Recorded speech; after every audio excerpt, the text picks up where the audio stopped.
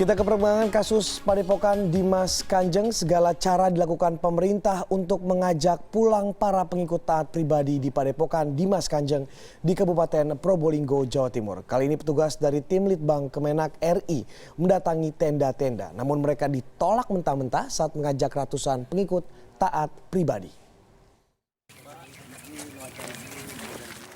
Rabu siang 5 Oktober, rombongan petugas dari Bagian Penelitian dan Pengembangan Kementerian Agama Republik Indonesia mendatangi Padepokan Dimas Kanjeng di Desa Wangkal, Kecamatan Gading, Kabupaten Probolinggo, Jawa Timur. Mereka hendak mengevaluasi dan melihat langsung kondisi ratusan pengikut taat pribadi yang bermukim di tenda-tenda di area Padepokan. Namun para pengikut taat pribadi malah menginterogasi petugas dari tim Litbang Kementerian Agama tersebut. Mereka mengaku lebih tenang menekuni ibadah di Yayasan Padepokan Dimas Kanjeng ini dan meminta tim dari Kementerian Agama tidak ikut campur. Himbauan petugas kementerian agar segera pulang ke rumah tidak digubris oleh pengikut setia taat pribadi. Ya, tujuannya untuk melihat suasana yang ada di sini, kondisi aktivitas mereka yang saat ini, yang sehari-hari, kemudian relasi antar mereka, relasi mereka dengan masyarakat yang ada di sini, itu saja. Ya. Jadi apa sih yang terjadi di sini, kondisinya yang mereka alami itu bagaimana? Hingga Rabu siang, jumlah pengikut taat pribadi yang masih bertahan di tenda-tenda Padepokan ada 242 orang. Sebagian pengikut datang dan pulang secara bergiliran dengan alasan menjaga Padepokan. Irsya Priyongko, Probolinggo, Jawa Timur. Pulang, Pak. Kita sudah terhubung dengan koresponden CNN Indonesia Miftah Farid di Padepokan Taat Pribadi di Probolinggo, Jawa Timur. Selamat pagi Miftah, sejauh mana perkembangan dari kasus ini? Ya Punca, selamat pagi. Sebelum saya menjelaskan, saya ingin memperlihatkan ke Anda situasi di Padepokan ini. Berbeda dengan hari-hari sebelumnya yang ramai dikunjungi warga hanya untuk sekedar melihat atau berselfie di kawasan ini. Sekarang kawasan ini steril dan semua dijaga ketat, baik pintu masuk melalui depan ataupun belakang semuanya dijaga ketat, dan polisi menganggap wilayah ini merupakan wilayah yang sangat steril sehingga untuk mengantisipasi adanya penjarahan atau hilangnya barang bukti yang dianggap penting untuk penyelidikan kasus ini.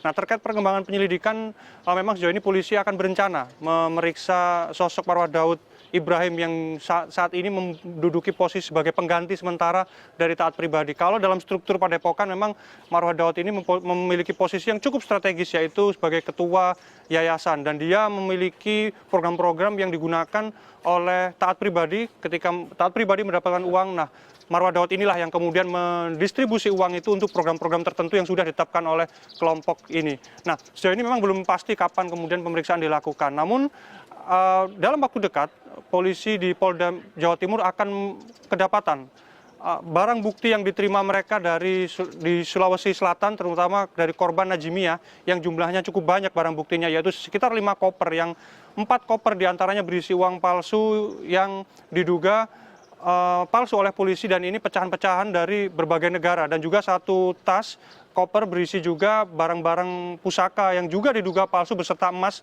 yang juga polisi menduga ini palsu. Namun polisi butuh penjelasan atau penentuan dari lembaga-lembaga resmi, misalnya Pegadaian, untuk mengecek langsung apakah emas ini palsu atau tidak, kemudian juga dari BI karena jumlah nominal uang palsu yang didapat dari Sulawesi Selatan ini juga lumayan banyak, dan ini pecahan dari berbagai mata uang dari luar negeri, sehingga polisi butuh dari pemeriksaan saksi ahli dari BI dan Pegadaian untuk memastikan semua barang bukti yang mereka dapat kira-kira hari ini atau besok akan dilakukan pemeriksaan. Begitu Punca.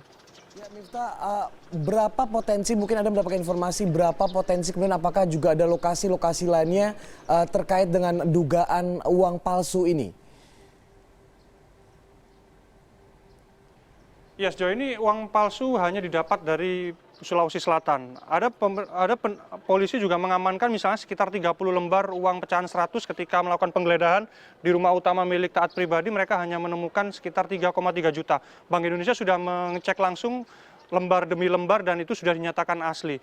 Nah, sejauh ini memang polisi masih terus melakukan pembuktian terkait dugaan uang palsu ini. Itu pun polisi juga akan menjerat, kalaupun ada ditemukan uang-uang palsu ini, polisi akan menjerat pasal baru, yaitu sebelum pasal pembunuhan, pasal penipuan, juga ada pasal uang palsu. Ada juga pasal lain, yaitu pencucian uang berkaitan dengan uang pengumpulan dari para pengikut Dimas Kanjeng ini yang merupakan hasil penipuan misalnya, dan kemudian diwujudkan dalam bentuk barang-barang ini yang kemudian juga akan diteliti oleh polisi. Artinya ada 4 pasal, yaitu pembunuhan, penipuan, uang palsu, dan kemudian pencucian uang. Namun sejauh ini polisi masih berkonsentrasi menginventarisir aset, dan ini dilakukan untuk pembuktian 2 kasus, yaitu kasus pembunuhan dan kasus penipuan. Konsentrasi masih di 2 ini, namun polisi sudah melakukan komunikasi dengan PPATK dan Bank Indonesia untuk mendeteksi seluruh aktivitas kegiatan keuangan yang ada di pendopo ini. Begitu, Ponca.